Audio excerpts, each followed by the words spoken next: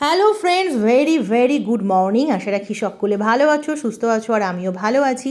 আজকে সকাল সকাল দেখো একটা রেসিপি নিয়ে তোমাদের সামনে হাজির হয়েছি। আজকে শনিবার, সকালবেলার ব্রেকফাস্ট বানাচ্ছি। আগের দিনই বলেছিলাম সোনুদুষ্টুকে আমি কি টিফিন দেব, মানে আগের দিনের ব্লগে, সেটা তোমাদের সাথে পরবর্তীতে শেয়ার করব। তো সেটা নিয়েই আজকে আমি চলে এসেছি।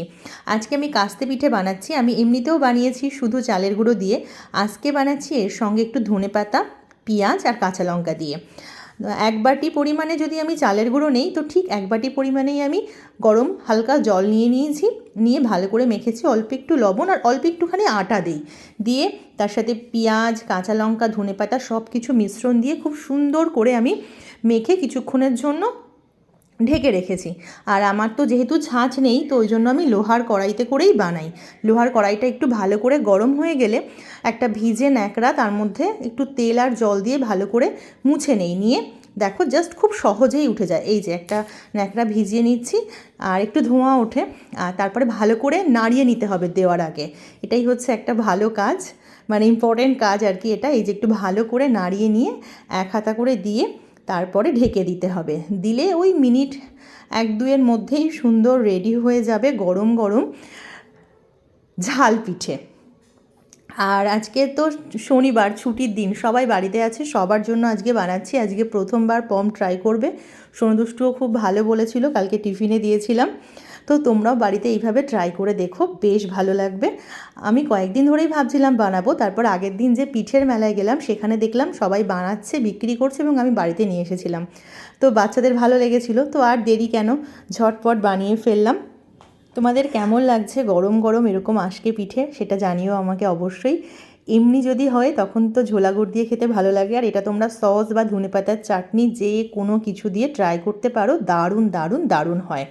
তো চলো এরপরে চলে যাচ্ছি একদম দুপুরের রান্না বান্নায়। আজকে বম আমাকে বললো যে একটুখানি ডিম ভাজা করে ঝোল করো, সেটার নাকি আবার খুব ভালো টেস্ট হবে। তো এখন আমি সেটাই করে নিচ্ছি। প্রথমে পেঁয়াজগুলোতে ভালো করে লবণ মাখিয়ে নিয়ে বেশ কয়েকটা 8টা মতো ডিম ভেঙে দিয়েছি, দিয়ে দু তিনবার করে ভেজে ভেজে তুলে নেব। প্রথম একবারটা দিয়ে তুলে নিয়েছি, আর এদিকে দেখো একটু ফুলকপি ভাজা বসিয়েছি, আর আজকে কিছুটা বিট ভাজাও বসাবো। এই যে দেখো এরকমভাবে একবার করে দিয়ে নিচ্ছি, দিয়ে ঢেকে দিচ্ছি, তারপর একদম রেডি, উল্টে পাল্টে তুলে নিচ্ছি।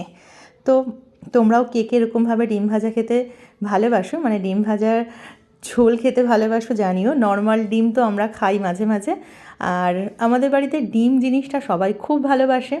এখন ঝোলের জন্য একটুখানি সর্ষের তেলে জিরে আর শুকনো লঙ্কা ফোড়ন দিয়ে দিয়েছি পেঁয়াজ, তারপর এখন দিয়ে দেবো বাকি মশলা। খুব ভালো করে সুন্দর করে কষিয়ে নেব। আর এখন হচ্ছে বাজারে যে ছোটো ছোটো গোল গোল আলু উঠেছে দেখো, সেগুলোকেই সেদ্ধ করে দিয়ে দিয়েছি, একদম ওগুলোকেই ডিমের মতো লাগছে।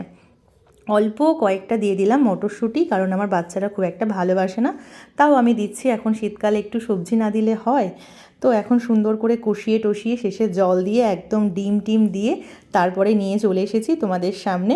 এরপর একদম চলে যাব খাওয়ার টেবিলে। স্নান টান করে পুজো দিয়ে চলে এসেছি খাওয়ার টেবিলে। একটা বেগুন পোড়া দিয়েছি, এটা আবার সোনুর খুব পছন্দ, অনেক দিন ধরেই বলছিল, তো আজকে দিয়ে দিলাম। আর দেখলাম যে ধনেপাতা ঘরে নেই, তো এখন আবার যাব ছাদে ধনেপাতা আনতে। এই যে আমার ফুলকপি ভাজা, বিট ভাজা রেডি, এদিকে ডিমের ঝোল। তো ওদেরকে বসিয়ে দিয়ে চলে এসেছি ছাদে। এই যে আজকে নয়, কালকে দিয়েছিলাম বড়ি, তো সেটাই এখন টানানো আছে। তোমাদেরকে এক ঝলক দেখিয়ে দিলাম, আর এখন ধনেপাতা তুলে নিয়েছি। ছাদের ধনেপাতা প্রায় খাওয়া হয়ে গেছে, অল্প কিছু আছে। তো চলো আজকের মতো আসি, টাটা।